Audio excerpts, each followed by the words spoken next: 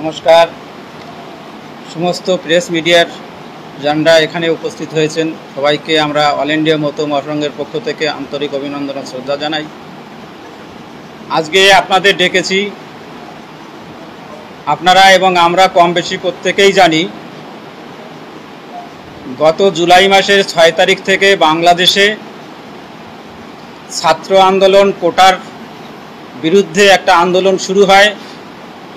সেই আন্দোলন কিছুদিনের মধ্যেই একটা রাজনৈতিক রূপ নেয়, আবার দেখা যায় সেই রাজনৈতিক রূপ থেকে একটা সাম্প্রদায়িক দাঙ্গা হিসেবে রূপ ধারণ করেছে। বর্তমান গত আগস্ট মাসের 5 তারিখ বাংলাদেশের প্রধানমন্ত্রী পদত্যাগ করার পর যখনই তিনি বাংলাদেশ থেকে পদত্যাগ করে ভারতে চলে আসলেন, তারপর থেকে বিশেষ করে বাংলাদেশের যারা সংখ্যালঘু হিন্দু তাদের উপর লাগাতার একটা অত্যাচার চলে আসছে। এখন অবধি প্রত্যেকটা এলাকায় দেখা যাচ্ছে বাড়ি ঘর দোকানপাট লুট, এবং বিশেষ করে হিন্দু মন্দিরের মূর্তিগুলোকে ভেঙে দেওয়া হচ্ছে, হিন্দু মন্দির জ্বালিয়ে দেওয়া হচ্ছে, বাড়িঘর জ্বালিয়ে দেওয়া হচ্ছে, এমনকি হিন্দু মেয়েদের উপর পাশবিক অত্যাচার করে রেপ করে তাকেও হত্যা করে দেওয়া হচ্ছে।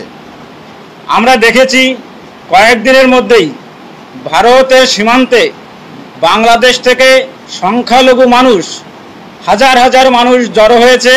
তারা ভারতে আসার জন্য নিরাপদ আশ্রয় খুঁজছে, ভারতে এসে তারা প্রাণে বাঁচতে পারে সেরকমই তারা বার্তা দিয়েছে। আমরা আপনাদের ডেকেছি, আপনাদের মাধ্যমে আমাদের ভারতবর্ষের মাননীয় যশস্বী প্রধানমন্ত্রী নরেন্দ্র দামোদর দাস মোদিজির কাছে বার্তা পৌঁছে যাক, এবং বাংলাদেশের বর্তমান যে সরকার অভ্যন্তরীণ সরকার গঠন হয়েছে সেই সরকারের প্রধান যিনি তার কাছে এই বার্তা পৌঁছে যাক। আমরা অবিলম্বে হিন্দু নির্যাতন, সংখ্যালঘুর উপর যে নির্যাতন, সংখ্যালঘুদের যে গণহত্যা করা হচ্ছে সেটা অচিরেই বন্ধ হোক এবং বাংলাদেশে শান্তি ফিরে আসুক, এই বার্তা তাদের কাছে দেওয়ার জন্যই আজকের এই প্রেস সম্মেলন আমরা আয়োজন করেছি।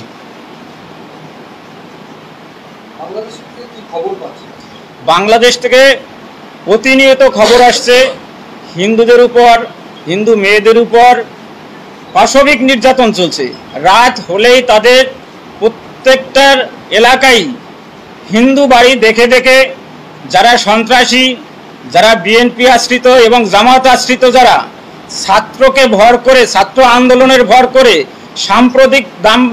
সাম্প্রদায়িক দাঙ্গা সৃষ্টি করেছে এবং বাড়িঘর লুট করছে, মেয়েদের উপরে অত্যাচার করছে, রেপ করছে, প্রতিনিয়ত খবর পাওয়া যাচ্ছে।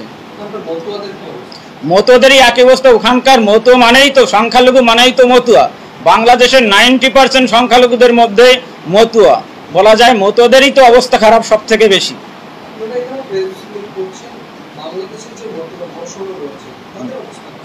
তারা মুখ খুলতে গেলে তাদের কাছে আরো বিপর্যয় নেমে আসবে, তাই তারা মুখ খুলতে পারছে না, কিন্তু তারা পাশবিক অত্যাচারে অত্যাচারিত।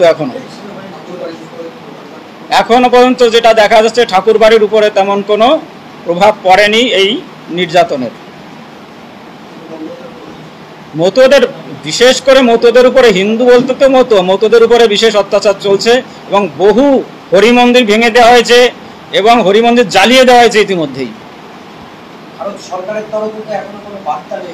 গতকাল দেখলাম প্রধানমন্ত্রী একটা বার্তা দিয়েছেন, অচিরেই বাংলাদেশে হিন্দুদের উপরে যে অত্যাচার চলছে সেগুলো অত্যাচার বন্ধ হোক এবং শান্তি ফিরে আসুক, বাংলাদেশকে জানিয়েছেন বর্তমান অভ্যন্তরীণ যে সরকার, তত্ত্বাবধান সরকার, তাকে জানিয়েছেন আমাদের প্রধানমন্ত্রী। এটা আমরা দেখেছি।